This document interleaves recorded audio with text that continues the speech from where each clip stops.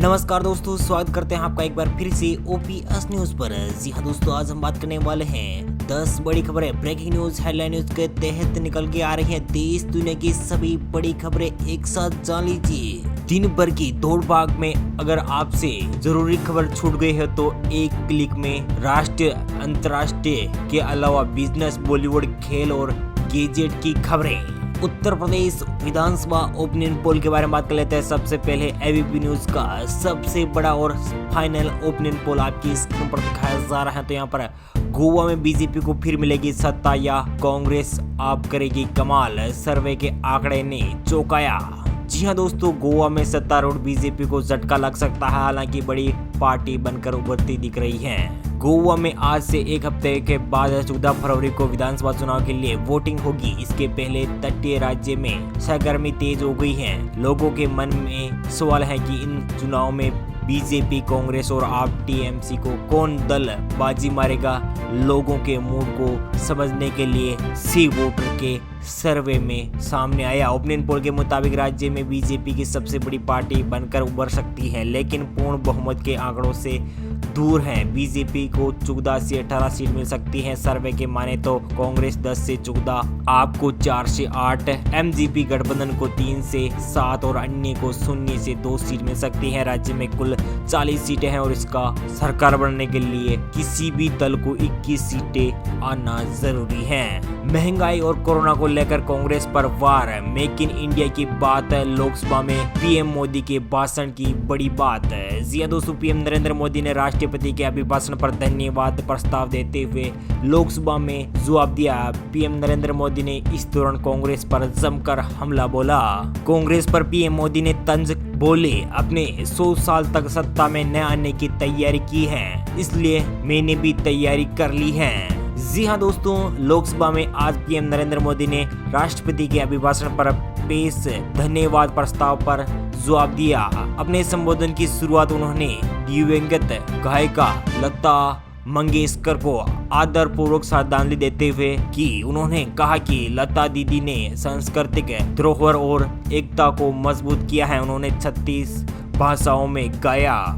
ये भारत की एकता और अखंडता के लिए प्रेरक उदाहरण है। विपक्ष पर जमकर साधा निशाना, पीएम नरेंद्र मोदी ने अपने संबोधन विपक्ष पर कोरोना, गरीब और महंगाई आदि के मुद्दों पर जमकर निशाना साधा। उन्होंने महाराष्ट्र और दिल्ली सरकार पर कोरोना के दौरान भयावह स्थिति होने के बाद लापरवाही के आरोप लगाए। पीएम ने कहा कि कोरोना का एक विशेष महामारी थी, लेकिन उससे भी दलगत राजनीति के लिए उपयोग में लाया जा रहा है। क्या ये मानवता के लिए अच्छा है? आपने 100 साल तक सत्ता में न आने की तैयारी की है। पीएम नरेंद्र मोदी ने सदन में विपक्ष की ओर से योजनाओं के विरोध पर निशाना साधते हुए कहा कि आप मेरा विरोध कर सकते हैं, लेकिन आप फिट इंडिया अभियान का विरोध क्यों कर रहे हैं? आप योजनाओं का विरोध क्यों कर रहे हैं? आपके बयानों से इस बात का अंदाजा लगाया जा रहा है कि आपको कई राज्यों में बहुत पहले ही सत्ता से बाहर क्यों कर दिया गया। ऐसा लगता है कि आपने अगले 100 साल तक सत्ता में न आने की तैयारी कर ली है, इसलिए मैंने भी तैयारी कर ली है। वहीं अगली बड़ी खबर निकल के आ रही है। India TV final opinion poll, BJP गठबंधन को स्पष्ट बहुमत मिलने के आसार।